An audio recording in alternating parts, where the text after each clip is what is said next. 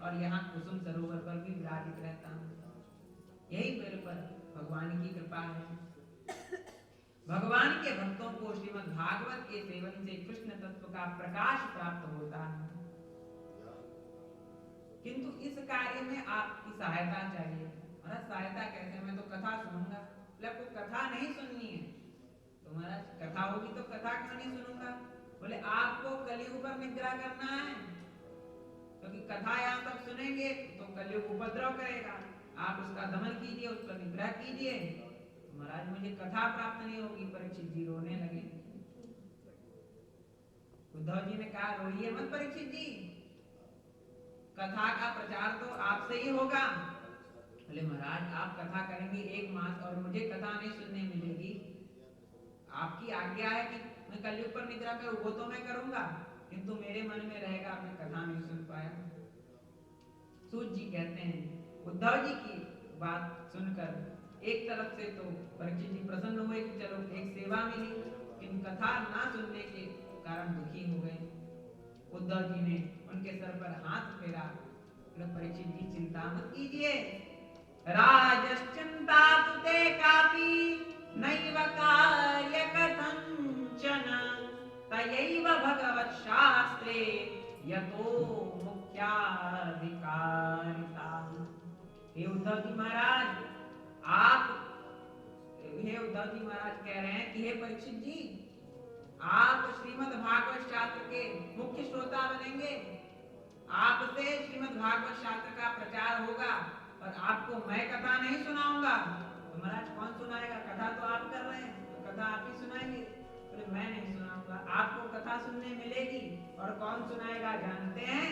बोले नंदनंदन रूपस्तु श्रीशुको भगवान ऋषि श्रीमद् भागवतम तुभ्यं शाविष्यत्य न संशयम्। आपको साक्षात परमहंस श्री सुखदेव भगवान जो नंदनंदन स्वरूप हैं, वे आपको श्रीमद् भागवत की कथा सुनाएंगे। महाराज आपको तो कथा प्रत्यक्ष भगवान के मुख से सुनने मिलेगी, और यहाँ तो कथा भगवान की पत्नियों के लिए और वैष्णव जी के लिए हो रही है। महाराज आप कलयुग पर निग्रह कीजिए और चिंता ना कीजिए, आपको कथा सुनने मिलेगी। उस समय आपको मेरी बात याद आएगी। परीक्षित जी को सुखदेव जी ने कथा सुनाई।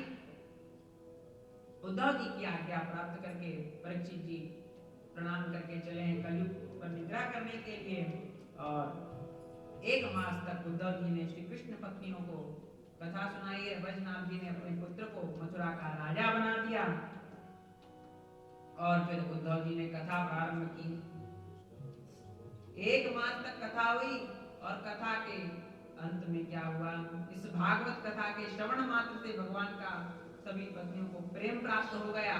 और सूत जी कह रहे हैं हे ऋषियों, हमें भागवत भगवान जो कथा सुनाई है उद्धव जी ने कि सबके सब वो लोग धाम को चले गए, कोई नहीं रहा कुसुम सरोवर पर। उद्धव जी की कथा सुनकर सभी वो लोग धाम को चले गए।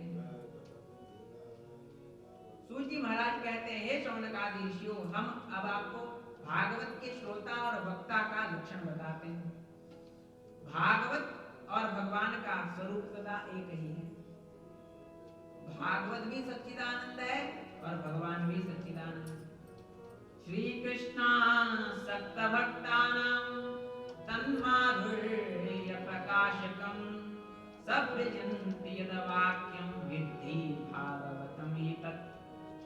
श्री कृष्ण भगवान में आसक्त भक्तों को, जो भावुक भक्तों के हृदय में जो भगवान के माधुर्य भाव को अभिव्यक्त करने वाला श्रीमद् भागवत है, उस दिव्य माधुर्य रस का आस्वादन कराने वाला सर्वोत्कृष्ट वचन श्रीमद् भागवत महापुराण है। भागवत इदं भागवतम। इस प्रकार से जो वाक्य ज्ञान विज्ञान भक्ति एवं इसके अंगभूत साधन हैं, साधन चतुष्टय को प्रकाशित करने वाला जो ग्रंथ है वो श्रीमद् भागवत शास्त्र है। श्रीमद् भागवत शास्त्र को अक्षर ब्रह्म कहा गया। पूर्व काल में भगवान ने श्री ब्रह्मा जी को चतुश्लोकी भागवत सुनाई। हे विप्रगण, इस भागवत की अपार जाकर इसमें अपनी अभुष्ट वस्तु को प्राप्त कीजिए। वो क्या है? वो परमात्मा श्री कृष्ण है। केवल ब्रह्मा जी, विष्णु जी और शिव जी को यह प्राप्त हो गए। ये प्राप्त करने में इन्होंने समर्थ हैं। जिनकी बुद्धि आदि वृत्तियां परिमित हैं, ऐसे मनुष्यों का हित साधन करने के लिए श्री व्यास जी महाराज ने परीक्षित जी और सुखदेव जी के संवाद के रूप में जिसका गायन किया, उसी का नाम श्रीमद् भागवत शास्त्र है, जिसमें 18,000 श्लोक हैं। कलिग्राह गीतानां स एव परमाश्रय। भागवत में 18,000 श्लोक हैं। 32 अक्षर एक श्लोक पे पूर्ण होता है। उस हिसाब से 335 इसमें अध्याय हैं, 12 स्कंद हैं और 5,76,000 अक्षर हैं। 5,76,000 अक्षरों से भागवत पूर्ण होता है, 18,000 श्लोकों से। यह कौशिकी संहिता का के प्रमाण के अनुसार बताया गया। इस भव सागर में जो प्राणी कली रूप ग्रह से ग्रस्त हैं, उनके लिए श्रीमद् भागवत सर्वोत्तम आश्रय है। अब भगवान श्री कृष्ण की कथा का आश्रय लेने वाले श्रोताओं का वर्णन सुनिए।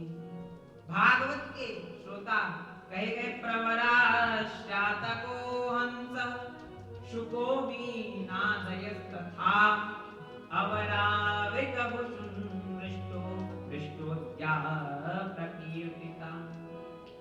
श्रेष्ठ श्रोता हंस, शुक, मीन आदि कई भेद बताए गए और अधम श्रोता भेड़िया, भुरुंड, वृष आदि। तो इस प्रकार से श्रोताओं के लक्षण बताए। जैसे हंस जल और दूध में से दूध को ग्रहण करता है, जल को छोड़ देता है, वैसे ही श्रोता सभी शास्त्रों को छोड़कर श्रीमद् भागवत शास्त्र को ग्रहण करता है। वह हंस श्रेणी का श्रोता कहा गया है। जिस प्रकार भली भांति पढ़ाया हुआ तोता अपने स्वामी को उनकी बात सुना देता है, ऐसे जो श्रीमद् भागवत श्रवण करके भली भांति उसका गायन करता है, वह शुभ श्रेणी का श्रोता कहा गया है। और क्षीर सागर में जैसे मीन अपलक नेत्रों से दुग्ध का पान करती है, ऐसे ही जो निरंतर श्रीमद् भागवत शास्त्र का पान करता है, वह मीन श्रेणी का श्रोता कहा गया है।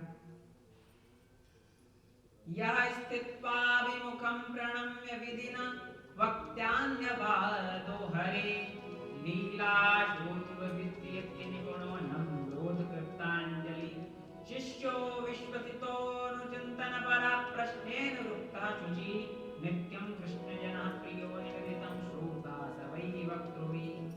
जो वक्ता के सामने विधिवत प्रणाम करके बैठे और अन्य संसारी बातों को छोड़कर केवल भगवत कथा भागवत को श्रवण करे, वह श्रेष्ठ श्रोता है।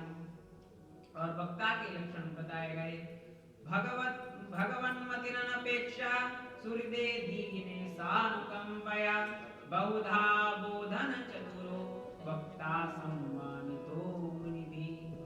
भगवान में जिसकी भक्ति हो, भगवान में जिनकी बुद्धि हो, जिनका मन निरपेक्ष हो, दीन दुखियों से जो प्रेम करता हो, दयावान हो, अनेकों युक्तियों से तत्व को समझाने में चतुर हो, मुनिजन उस वक्ता का सम्मान करते हैं। श्रीमद् भागवत का अनुष्ठान 4 प्रकार से किया जाता है। प्रथम सात्विक अनुष्ठान, द्वितीय राजस अनुष्ठान, तृतीय तामस अनुष्ठान और चतुर्थ निर्गुण अनुष्ठान। रजोगुणी अनुष्ठान सप्ताह श्रवण कहा गया है, जिसमें जल्दी जल्दी यज्ञ की भांति तैयारियां करके शोभा यात्रा आदि निकालकर उतावली के साथ 7 दिनों में पूर्ण किया जाए, वह रजोगुणी अनुष्ठान है। तो परीक्षित जी और सुखदेव जी ने 7 दिन में श्रवण किया, तो क्या वह रजोगुणी था? नहीं, वो तो निर्गुण अनुष्ठान था, जो कि परीक्षित जी 7 दिन ही विराजित थे और सुखदेव जी भी 7 दिन उन्होंने भागवत श्रवण कराया, उन्होंने निर्गुण श्रवण किया। और 1-2 या धीरे धीरे श्रवण किया जाए, 1-2 मास में आस्वादन बिना परिश्रम के, वो सात्विक सेवन कहा जाता है कि नित्य कथा चल रही है, सात्विक सेवन। और जो वर्षमास दिनों का नियम छोड़कर कभी कभी कथा करते हैं, एक दिन किया नहीं किया, उसे तामस श्रवण कहा गया है। श्रीमद् भागवत श्रवण के पूर्व धनम पुत्रास्तथा दारम वाहनादि यशो गृहाम असापत्यम च राज्यम च दद्यात् भागवती कथा। श्रीमद् भागवत में जितना हो सके उतना धन लगाए, स्त्री पुत्र आदि वाहन घोड़े मकान में जो लग जाता है तो श्रीमद् भागवत श्रवण से सब प्राप्त होता है, मनोवांछित फल प्राप्त होता है। धनार्थी को धन प्राप्त होता है, विद्यार्थी को विद्या प्राप्त होती, पुत्रार्थी को पुत्र प्राप्त होता है और कृष्णार्थी को कृष्ण प्राप्ति करम शाश्वत प्रेमानंद फलप्रदम श्रीमद् भागवतम शास्त्रम कलौ कीलेन भाषितम। श्री कृष्ण प्राप्ति का यह शाश्वत प्रेमानंद फल प्रदान यह साधन श्रीमद् भागवत शास्त्र है। इसे कलयुग में के जीवों के लिए श्री सुखदेव भगवान ने इसका वर्णन किया है। इस प्रकार 4 अध्यायों में हमने स्कंद पुराण का महात्म श्रवण किया, इसके पश्चात पद्म पुराण का महत्व है। इस श्रीमद् भागवत के रचयिता श्री वेदव्यास जी महाराज हैं, जिन्होंने जो कहते हैं बोले अचतुर वदनो ब्रह्मा द्विबाहुरपरो हरि अभाल लोचन शंभो भगवान बादरायण। भगवान बादरायणी श्री कृष्ण द्वैपायन वेदव्यास जी महाराज के ना तो 4 मुख हैं ना 4 भुजाएं, फिर भी इनकी सृष्टि सबसे बढ़िया है, इनकी पौराणिक सृष्टि है। ब्रह्मा जी की सृष्टि विनाशवान है, लेकिन यह पौराणिक सृष्टि अविनाशी है। 18 पुराणों को, 6 शास्त्रों को, 4 वेदों को व्यास जी ने प्रकट किया है। ऐसे श्री व्यास जी की यह अविनाशी सृष्टि है। इस पौराणिक सृष्टि में आनंद ही आनंद है, इसमें कहीं भी वियोग नहीं है, संयोग ही संयोग है। और जिस प्रकार भगवान विष्णु सृष्टि का पालन करते हैं, उसी प्रकार भागवत भी जीवों का पोषण करती है, इसमें भगवत भक्ति की वृद्धि करती है। जिस प्रकार भगवान शंकर जी संहार करते हैं, उस प्रकार श्रीमद् भागवत भी काम क्रोध लोभ मोह मद मात्सर्य अहंकार का संहार कर देते हैं। इस प्रकार श्रीमद् भागवत के रचयिता श्री वेदव्यास जी महाराज को प्रणाम। श्री पद्म पुराण का प्रथम श्लोक है सच्चिदानंद रूपाय विश्वोत्पत्त्यादि हेतवे तापत्रय विनाशाय श्री कृष्णाय वयं नमः। सत्य कौन है जिनका तीनों काल में कभी विनाश नहीं होता, त्रिकाला बाधा तीतत्वम सत्यत्वम, तीनों कालों की बाधा वर्तमान भूत भविष्य त्रिताप से रहित उनका नाम सत है। चित माने ज्ञान, आनंद माने आनंद। तो भगवान हम जीवों में तो सद अंश है, चिद अंश है, आनंद अंश है, किंतु भगवान तो चिद गण है, सद गण है, आनंद गण है। भगवान तो आनंद के समुदाय हैं। वे भगवान तापत्रय विनाशाय, जो तीनों तापों के विनाश करने में सामर्थ्यवान है, उन सच्चिदानंद परमात्मा को हम प्रणाम करते हैं।